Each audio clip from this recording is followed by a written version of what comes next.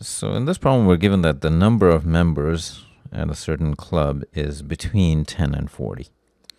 And then we're given these two conditions. I mean, they really are remainder problems. And we're told that sometimes the members sit at tables with 3 members at one table and 4 at each of the other tables. So if there are, say, m of those tables, then the total number of members would be 4m plus 3.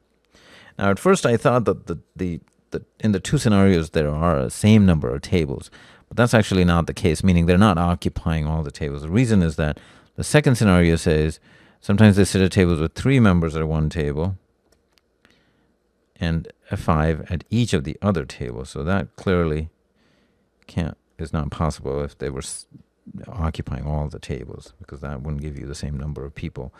So here, if the other table is, let's say, n, then this scenario is 5n plus 3. So essentially, if you divide the number of members, which is, say, x, by 4, remainder is 3. If you divide by 5, remainder is also 3.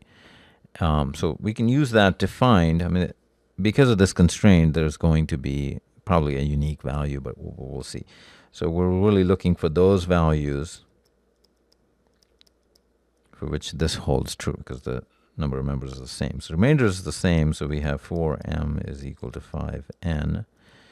And the least value for which this would hold true is if m is 5 and n is 4.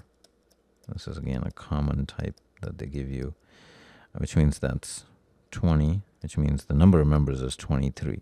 So that does indeed fall here between 10 and 40. And that would probably be the only one. Yeah, it will be, because the next one would be your double each one.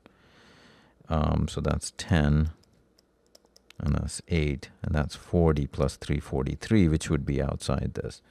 And the lower value would also be, actually would be 0. So that doesn't give us a solution. So there are 23 members.